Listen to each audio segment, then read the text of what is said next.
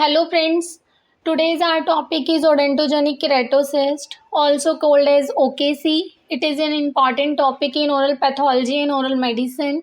Can be asked in long answer question and short question. Let's start. तो odontogenic keratocyst, OKC को समझने से पहले हमें ये समझना पड़ेगा कि सिस्ट का मतलब क्या होता है. तो हम स्टार्ट करते हैं सिस्ट से. सिस्ट का मतलब होता है कोई भी पैथोलॉजिकल कैविटी. हमारे पास दो ही चीज़ें हो सकती हैं, या तो फिजियोलॉजिकल या फिर पैथोलॉजिकल. फिजियोलॉजिकल अगर कुछ भी होगा तो वो नॉर्मल होता है, लेकिन पैथोलॉजिकल इज़ नॉट नॉर्मल. तो जो हमारी ओडोंटोजेनिक सिस्ट है या फिर कोई भी सिस्ट है वो हमारी पैथोलॉजिकल कैविटी होती है. ठीक है, पैथोलॉजिकल कैविटी का मतलब ये नॉर्मली बॉडी में प्रेजेंट नहीं होगी. पैथोलॉजिकल कैविटी है हैविंग फ्लूइड, सेमी फ्लूइड और गैशियस कंटेंट. मतलब इस कैविटी में फ्लूइड हो सकता है, सेमी फ्लूइड हो सकता है और गैशियस कंटेंट हो सकता है. ठीक है, कोई भी हमारी पैथोलॉजिकल कैविटी जिसके अंदर हमारा फ्लूइड होगा या सेमी फ्लूइड होगा या फिर गैशियस कंटेंट हो सकता है, तो वो हमारी सिस्ट कहलाती है. ठीक है, उसके बाद सिस्ट हम समझ गए. अब हम आते हैं ओडोंटोजेनिक केराटोसिस्ट में. तो ये हमारी ओडोंटोजेनिक केराटोसिस्ट है. और ओकेसी का मतलब क्या होता है? ओडोंटो वर्ड का मतलब होता है टूथ फॉर्मिंग सेल्स. ओडोंटोजेनिक का मतलब होता है टूथ फॉर्मिंग सेल्स. तो जब हमारी टूथ फॉर्मिंग सेल्स हमारी सिस्ट में कन्वर्ट हो जाती हैं, हमारी टूथ फॉर्मिंग सेल्स हमारी सिस्ट को फॉर्म कर देती हैं, तो उस सिस्ट को हम ओडोंटोजेनिक केराटोसिस्ट बोलते हैं, या फिर हम इसको ओकेसी कहते हैं. तो odontogenic cyst are defined as those which arise from the epithelium associated with the development of tooth. जैसे हमने अभी इंट्रोडक्शन में पढ़ा कि ओडोंटोजेनिक सिस्ट हमारी किस सेल से बनेंगी? जो हमारी टूथ फॉर्मिंग सेल्स होती हैं. ठीक है, तो ये कौन सी सेल से फॉर्म हो रही हैं? जो हमारी टूथ के डेवलपमेंट में टूथ को फॉर्म करने के लिए सेल्स होती हैं, उनसे हमारी सिस्ट बन जाती है. तो हम इसे डिफाइन कर सकते हैं कि cyst are defined as those which arise from epithelium. ये अराइज होगी एपिथेलियम से, और कौन सी एपिथेलियम से? जो हमारी टूथ को डेवलप करने वाली एपिथेलियम होगी. Next, aetiopathogenesis. किसका कोज क्या होगा? इसकी इटियोलॉजी क्या होती है? तो odontogenic cyst is derive from its dental lamina और इट्स रेमिनेंट. तो हमारी जो ओकेसी होती है उसकी मेन इटियोलॉजी होती है डेंटल लमाइना और उसके रेमिनेंट्स. तो dental lamina and it's remnant is main etiological factor. It is derived from extension of basal cells from the overlying oral epithelium. Clinical features. तो हमने इंट्रोडक्शन देख लिया, etiology देख ली, अब हम क्लिनिकल फीचर्स देखेंगे. It occur between second and third decade of life. मतलब इस second and third decade of life में दिखेगा. मतलब 20 to 30 year of age groups. ठीक है, its predilection is more in males as compare to females. ये males में ज़्यादा होती है, फीमेल्स में कम होगी. तो इसका predilection more in males and less in females. Mandible is affected more commonly than maxilla. जो हमारी मैंडिबल है वो हमारी ज़्यादा अफेक्टेड होती है, और जो हमारी मैक्सिला है वो कम अफेक्ट होगी ओकेसी से. तो हमने 3 फीचर देखे. पहला second and third decade of life में होगा, दूसरा मेल प्रेडिलेक्शन होता है, और थर्ड मैंडिबल को ज़्यादा अफेक्ट करती हैं. In the mandible the majority of cyst occur in ramus third molar area. अगर हम बस मैंडिबल की ही बात करते हैं तो हमारी जो सिस्ट होती है वो थर्ड मोलर एरिया में ज़्यादा होगी. फॉर एग्जांपल, अगर ये हमारी मैंडिबल है तो हमारे सिस्ट के सबसे ज़्यादा चांसेस होंगे इस एरिया में होने के. मतलब थर्ड मोलर एरिया में। उसके बाद हमारा second and first molar area involve होता है और एंटीरियर में होने के चांस हमारे सबसे लेस होते हैं। ठीक है, सबसे ज़्यादा हमारा थर्ड मोलर एरिया में, then first and second molar में, और देन एंटीरियर रीजन इन्वॉल्व होता है। ठीक है, it is asymptomatic unless they become secondly infected, in which case patient complain of pain, soft tissue swelling and drainage। तो ये totally asymptomatic होती है, कोई भी सिम्टम शो नहीं करेगी। कब तक सिम्टम शो नहीं करेगी? जब तक वो सेकेंडली इन्फेक्टेड नहीं हो जाती। मतलब ये एसिम्टोमेटिक होती है, लेकिन अगर ये इन्फेक्टेड हो गई है तो ये फिर सिम्टम शो करने लग जाती है। सिम्टम में क्या शो होता है? पेशेंट को पेन होगा, सॉफ्ट टिश्यू स्वेलिंग हो जाएगी और ड्रेनेज होगा। Occasionally patient experience paresthesia of lower lip and teeth. तो कभी कभी पेशेंट को पैरेस्थीसिया हो जाता है। कहाँ पे पैरेस्थीसिया होता है पेशेंट को? लोअर लिप और टीथ में। There is often one tooth missing from the dental arch. कभी कभी हमारा एक टूथ मिसिंग भी हो सकता है डेंटल आर्च से। तो हमने क्या देखा अभी तक क्लिनिकल फीचर में?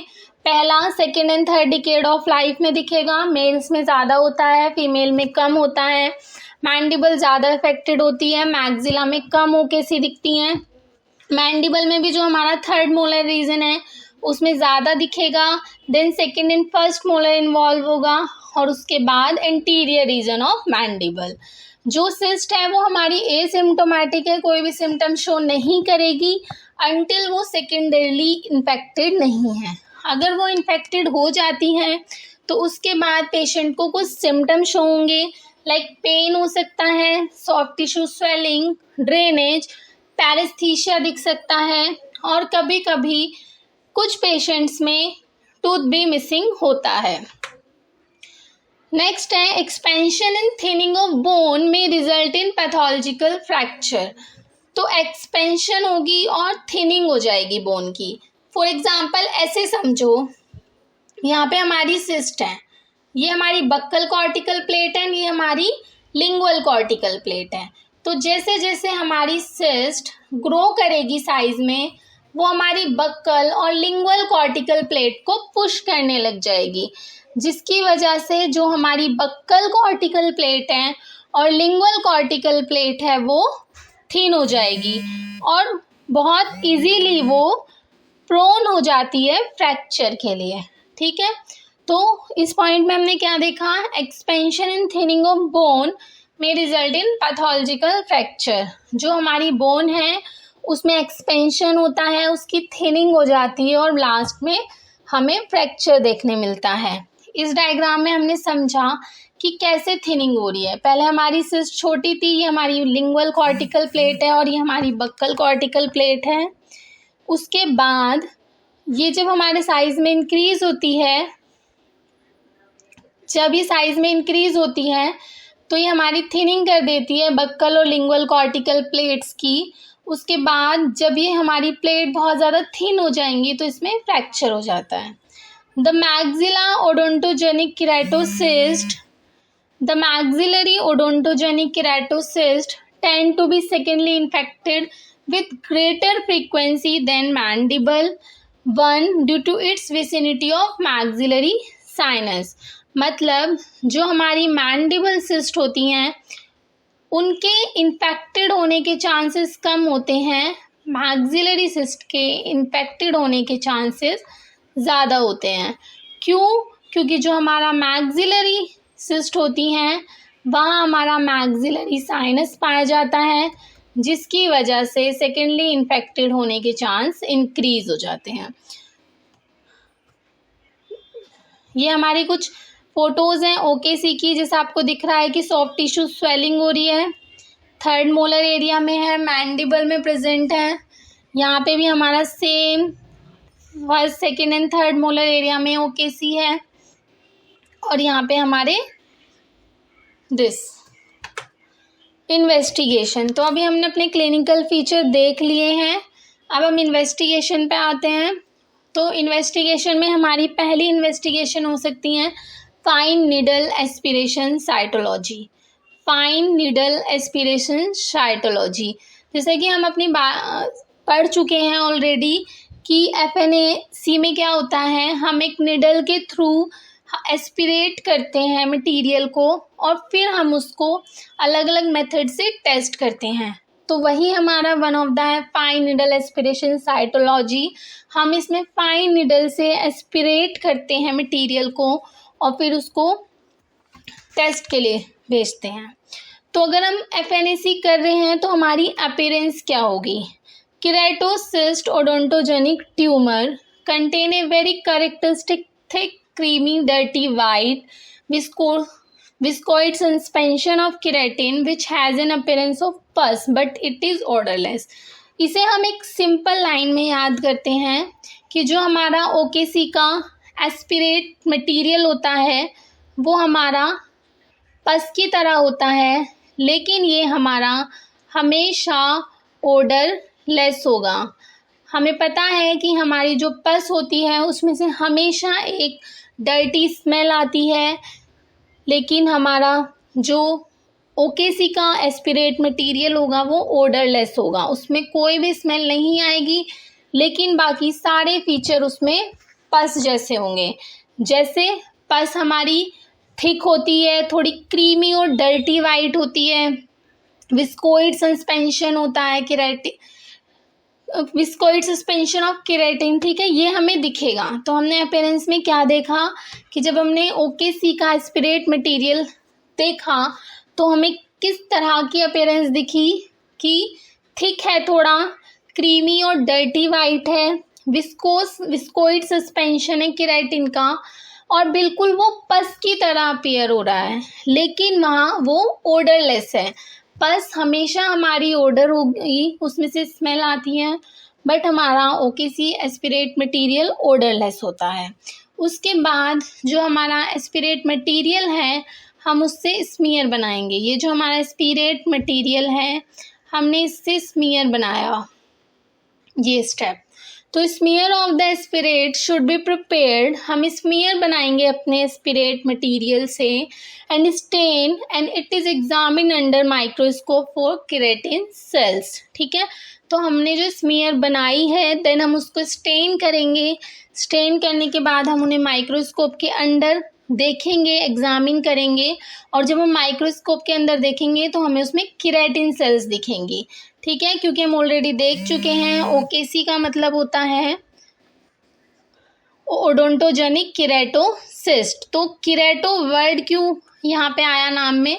क्योंकि इसमें हमें बहुत सारा केराटिन दिखता है। केराटिन भी कौन सा? 2 तरह का केराटिन होता है, ortho keratin and para keratin. तो हमारा दोनों ही केराटिन हमें OKC में दिखते हैं, लेकिन जो हमारा ऑर्थो केराटिन होता है वो हमारा लेस होता है और जो हमारा पैरा केराटिन होता है वो मोर होता है।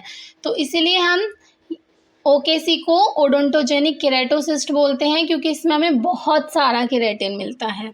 तो जब हम स्मीयर को स्टेन करके एग्जामिन करते हैं तो उसमें भी हमें केराटिन सेल्स दिखती हैं, जो हमारा एक इन्वेस्टिगेशन होता है OKC का।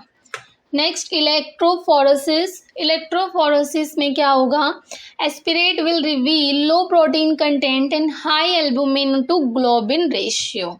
तो जब हम इलेक्ट्रोफोरेसिस करेंगे अपने एस्पिरेट मटेरियल का तो हम वहाँ पे लो प्रोटीन कंटेंट मिलेगा और जो हमारा एल्बुमिन ग्लोबिन रेशियो होगा वो हाई होगा।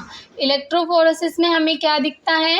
प्रोटीन कंटेंट दिखेगा लेस प्रोटीन कंटेंट होगा, लेकिन एल्बुमिन और ग्लोबिन रेशियो हाई होता है, ठीक है, एल्बुमिन ग्लोबिन रेशियो हाई होगा। Total protein estimation. अगर हम टोटल प्रोटीन एस्टिमेशन करते हैं तो estimation of total protein will be found to be below 4 gram per 100 ml। तो अगर हम टोटल एस्टिमेशन करके देखेंगे तो हमें प्रोटीन जो होगा वो 4 ग्राम पर 100 ml से लेस होगा। Which differentiate the lesion from other cystic content, जो हमारे लीजन को डिफ्रेंशिएट करने में हेल्प करता है अदर सिस्टिक कंटेंट से, ठीक है। Cholesterol crystals, keratin, squamous, hyaluronic acid, Rushton bodies and heparin as well as chondroitin sulphate are found in aspirate. तो जो हमारा एस्पिरेट होता है उसमें हमें ये भी मिलता है, जैसे कोलेस्ट्रॉल क्रिस्टल्स मिल सकते हैं, केराटिन होगा, हाइलोनिक एसिड होता है, रेसिन बॉडीज, हेपेरिन, कॉन्ड्राइटिन सल्फेट, ये भी हमारे एस्पिरेट मटेरियल में मिलता है। नेक्स्ट आया हमारा इम्यूनोफ्लोरेसेंस। हमें पता है इम्यूनोफ्लोरेसेंस टेस्ट हम एंटीजन डिटेक्टिंग टेस्ट होता है, ये हम एंटीजन को देखने के लिए यूज़ करते हैं कि हमारा एंटीजन प्रेजेंट है या नहीं है। तो इम्यूनोफ्लोरेसेंस टेस्ट भी हम कर सकते हैं for investigation of OKC. It demonstrate an antigen in the cystic fluid which is not present in other cystic lesion. तो इसमें हमें क्या पता चलता है कि हमें इसमें एंटीजन की प्रेजेंस का पता चलता है। जो हमारी सिस्टिक फ्लूइड होगा उसमें हमारा एंटीजन प्रेजेंट होता है, जबकि जो हमारे अदर सिस्टिक लीजन होते हैं उसमें हमें एंटीजन नहीं मिलता। ठीक है, ये थे हमारे सारे इन्वेस्टिगेशन एफएनएसी के बेसिस पे इलेक्ट्रोफोरेसिस किया हमने, अदर टेस्ट किए। नेक्स्ट आता है हमारा रेडियोग्राफिक फीचर ऑफ ओकेसी, कि अगर हम रेडियोग्राफ के थ्रू देखें तो हम ओकेसी में क्या क्या फीचर देख सकते हैं। स्टार्ट करते हैं radiographic feature. An orthopantomograph of the patient should be taken which reveal following finding. तो सबसे पहले हमें पता है कि अगर हमें ओकेसी देखना है तो हमें ओपीजी कराना पड़ेगा। It is a full mouth X-ray. ठीक है, वी ऑलरेडी नो कि ओपीजी क्या होता है, फुल माउथ एक्सरे होगा। ठीक है, इसमें हम मैक्सिला और मैंडिबल को एक साथ एग्जामिन कर सकते हैं। ठीक, तो हम ओकेसी के लिए ओपीजी कराएंगे। उसमें हमें क्या क्या फाइंडिंग दिखेंगी। Odontogenic keratocyst is oval in shape and it extend to the body of mandible with mediolateral expansion. तो जो हमारी ओडोंटोजेनिक केराटोसिस्ट होती है वो हमारी ओवल शेप की होती है। Oval shape is like this, हमें ओवल शेप की सिस्ट दिखती है। ठीक है, और जो हमारी ओवल शेप सिस्ट है वो एक्सटेंड करती है, वो शुरू होती है बॉडी पार्ट से, मैंडिबल के बॉडी पार्ट से, और मीडियोलेटरल एक्सपेंशन शो करती है। ठीक है, medial side and lateral side. It is very small in size और it can exceed the diameter of 5 centimetre. ठीक है, ये बहुत छोटी भी हो सकती है साइज में और इसका डायमीटर 5 सेंटीमीटर भी हो सकता है। Margin of the cyst are hyperostotic. जो सिस्ट के मार्जिन होते हैं वो हाइपरस्टोटिक होते हैं। For example this is our cyst, तो इसके जो मार्जिन्स होंगे वो हाइपरस्टोटिक मार्जिन दिखते हैं। ठीक है, अगर हम यहाँ पे देखें तो ये हमारी सिस्ट है और ये हमारे सिस्ट के मार्जिन्स हैं। ठीक है, ये हमारा 3rd मोलर है, ये 2nd मोलर और ये 1st मोलर। तो ये हमारे मोलर को इन्वॉल्व करती हुई सिस्ट है। ठीक है, mostly odontogenic keratocyst is unilocular and have smooth borders while some of the cysts show irregular border too। तो ज़्यादातर जो सिस्ट हमारी होती हैं वो यूनिलोक्यूलर होती हैं, लेकिन ये मल्टीलोक्यूलर भी हो सकती है। ठीक है, स्मूथ बॉर्डर दिखते हैं, लेकिन कुछ सिस्ट में हमें इरेगुलर बॉर्डर्स भी दिखाई दे सकते हैं। ठीक है, जैसे ये हमारी यूनिलोक्यूलर सिस्ट हो गई, ये हमारी मल्टीलोक्यूलर सिस्ट हो गई। ठीक है, तो ये स्मूथ बॉर्डर भी हो सकते हैं और इरेगुलर बॉर्डर्स भी हो सकते हैं।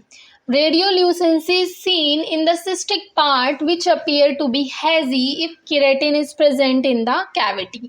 तो हमें क्या दिखता है, रेडियोल्यूसेंसी। ल्यूसेंसी का मतलब होता है ब्लैक कलर, ग्रे कलर।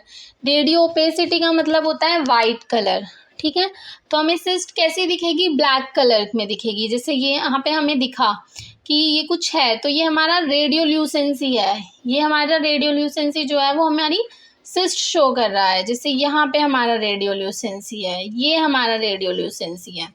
ठीक है, तो हमें क्या दिखता है, रेडियोल्यूसेंसी दिखती है सिस्टिक पार्ट में, जो कि हमारी हैजी भी हो सकती है। हैजी का मतलब होता है क्लियरली सीन नहीं होगी, थोड़ा ब्लर इमेज, ठीक है।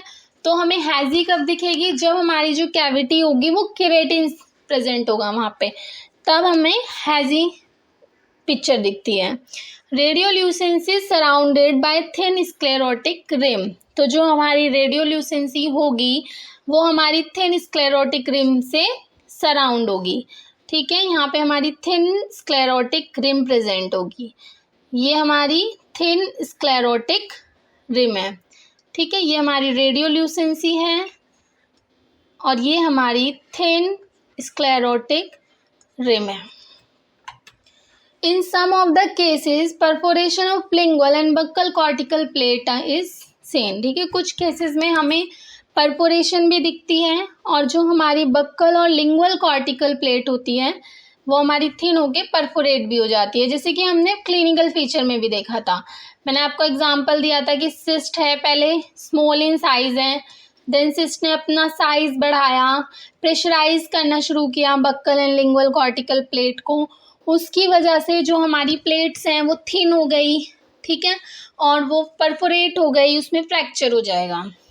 Displacement of the inferior alveolar canal is seen downward, तो हमें डिस्प्लेसमेंट भी दिख सकता है इंफीरियर एल्वेलर कैनाल का डाउनवर्ड, मतलब नीचे की तरफ।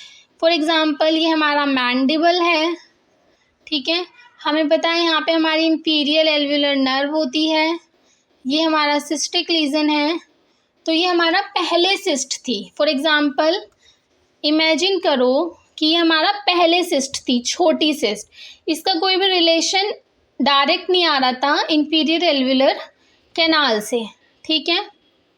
अब इमेजिन करो हमारी सिस्ट साइज में बढ़ गई, इसने अपना साइज इनलार्ज किया और ये बड़ी हो गई, तो बढ़ने के बाद क्या हुआ, इसने पुश करना शुरू कर दिया इंफीरियर एल्वेलर नर्व को, ठीक है, कैनाल को। तो क्या होगा, हमारी जो कैनाल होगी वो भी अपनी ओरिजिनल पोजीशन से डाउनवर्ड आ जाएगी, ठीक है। हमने क्या देखा, पहले हमारी सिस्ट छोटी थी, उसके बाद हमारी सिस्ट ने अपना साइज़ ग्रो किया, जैसे ही सिस्ट ने अपना साइज़ ग्रो किया उसने पुश करना शुरू कर दिया हमारी इंफीरियर एल्वेलर कैनाल को, जिसमें हमारी इंफीरियर एल्वेलर नर्व होती है, उसने डाउनवर्ड पुश किया, ठीक है। तो डिस्प्लेसमेंट हो जाता है इंफीरियर एल्वेलर कैनाल का। मैंने आपको बताया अभी कैसे डिस्प्लेस होगा। थर्ड एंड लास्ट हमारा इन्वेस्टिगेशन का ऑप्शन होता है बायोप्सी। तो हमने अभी तक इन्वेस्टिगेशन में क्या देखा, पहले हमने FNAC वाले मेथड्स देखे, उसके बाद हमने रेडियोग्राफिक फीचर्स देखे कि कैसे हम रिवील कर सकते हैं OKC को on the basis of radiograph. अब हम बायोप्सी पे आते हैं। This is the third and last option for investigation of OKC। Start. Biopsy should reveal following histological feature for odontogenic keratocyst. तो बायोप्सी से हमें हिस्टोलॉजिकल फीचर्स देखेंगे और उसके बेसिस पे हम OKC बताएंगे। तो मैंने आपको पहले भी बताया था कि हमारा जो OKC है उसमें बहुत ही ज़्यादा केराटिन मिलता है। केराटिन भी हमारा 2 फॉर्म का होगा, ortho keratin and para keratin. Para keratin ज़्यादा होता है, ऑर्थो केराटिन कम होता है, लेकिन होगा, ठीक है। तो जब हमने बायोप्सी ली, बायोप्सी लेने के बाद हमने सेक्शन किए, सेक्शन करने के बाद हमने उसे एग्जामिन किया अंडर माइक्रोस्कोप। तो हमने क्या देखा, a parakeratin surface which is usually corrugated, rippled और रिंकल्ड, ठीक है। तो हमें वहाँ पे पैरा केराटिन सरफेस दिखी जो कि हमारी कोरुगेटेड हो सकती थी, ठीक है, कोरुगेटेड हो सकती थी, रिपल्ड हो सकती थी या फिर रिंकल्ड हो सकती थी, ठीक है। Uniformity of thickness of epithelium and it is generally between 6 to 10 cells in depth, ठीक है। हमें देखो, नॉर्मली हमारी जो सिस्ट है उसमें 3 चीज़ें होती हैं। ये हमारी सिस्ट है, इसमें 3 पार्ट्स होंगे। पहला cystic lumen, epithelium layer and third and last part of connective tissue, ठीक है। तो हमारी कोई भी सिस्ट ये तीनों पार्ट रखती है। पहला हमारा सिस्टिक ल्यूमन, दूसरा epithelium and third one connective tissue, ठीक है। तो जो हमारी एपिथेलियम होती हैं वो हमारी लेयर्स में अरेंज होती हैं, जिसके लिए अगर एपिथेलियम लेयर में अरेंज है तो हम उसके लिए वर्ड यूज करते हैं स्ट्रेटिफाइड स्क्वैमस एपिथेलियम। अगर सिंगल एपिथेलियम है तो हम उसे सिर्फ एपिथेलियम बोल सकते हैं, लेकिन जो हमारी लेयर्स में प्रेजेंट है तो हम उसके लिए यूज करते हैं स्ट्रेटिफाइड स्क्वैमस एपिथेलियम। तो ये जो हमारी लेयर्स होती हैं वो कितनी भी हो सकती हैं, 2, 4, 10, ठीक है। तो अलग अलग सिस्ट के लिए ये लेयर्स का नंबर अलग अलग होता है। तो इसी तरह से अगर हम ओकेसी की बात करें तो हमें 6 से 10 लेयर्स दिखेंगी एपिथेलियम की, 1, 2, 3, 4, 5, 6, मिनिमम 6 एंड मैक्सिमम 10। तो uniformity of thickness of epithelium, जो एपिथेलियम की थिकनेस होगी उसमें हमें यूनिफॉर्मिटी दिखेगी, और हमारी जो लेयर्स होंगी वो बिटवीन 6 to 10 सेल्स होंगी, ठीक है। Prominent palisaded polarized basal cell layer often described as having a picket fence or tombstone like appearance, ठीक है।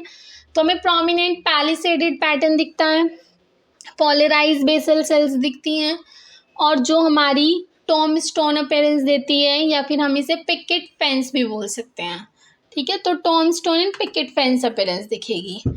Occasionally orthokeratin is found, but if present parakeratin is evident.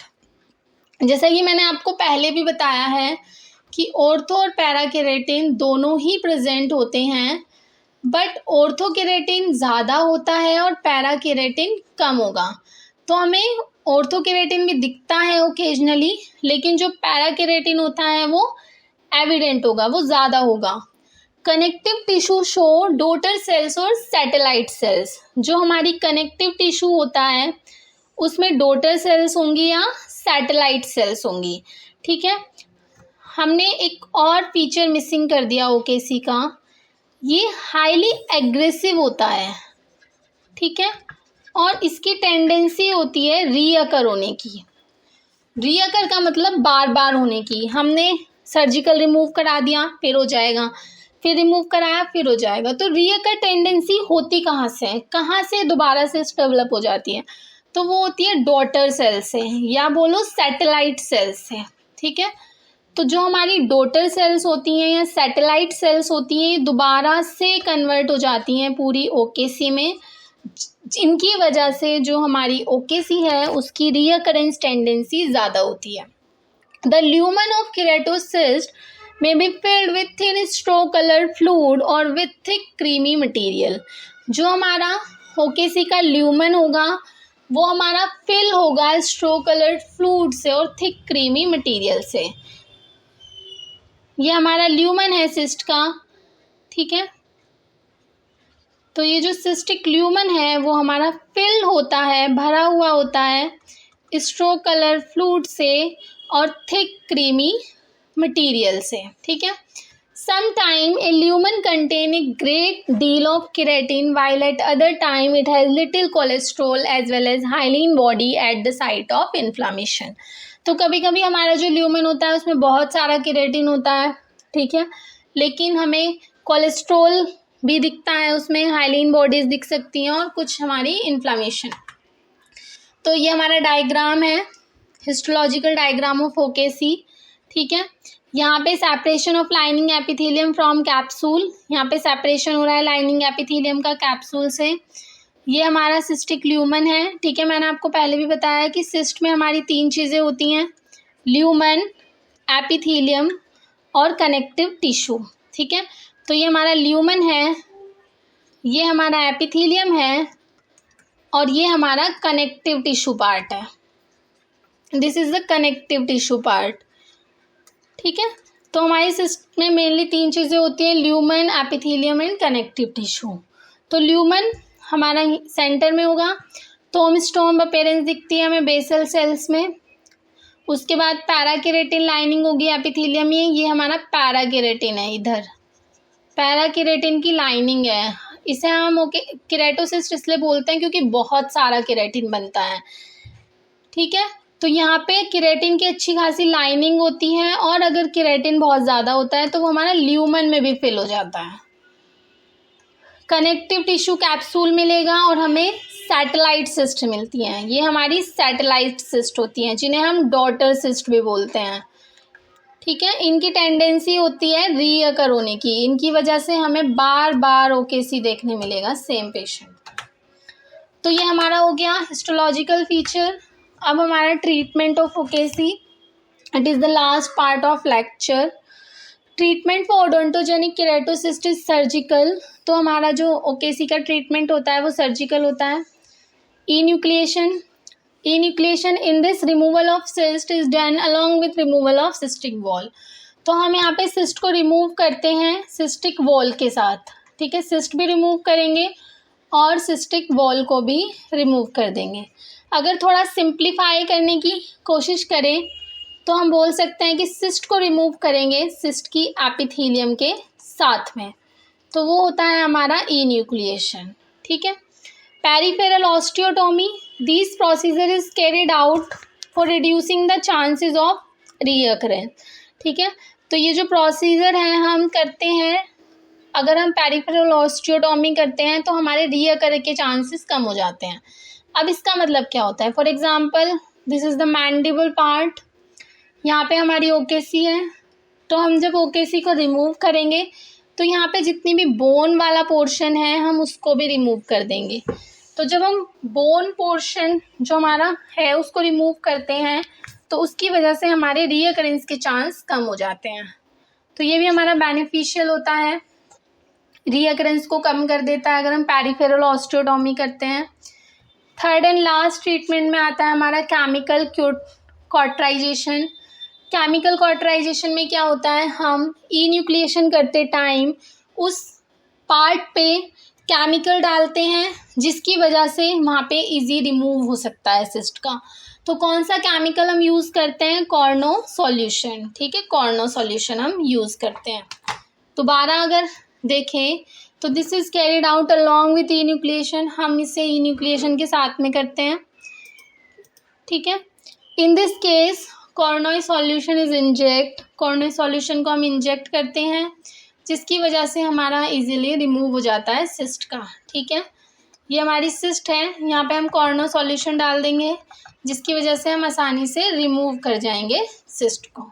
ठीक है, तो it is all about the OKC. आज lecture थोड़ा लंबा हो गया।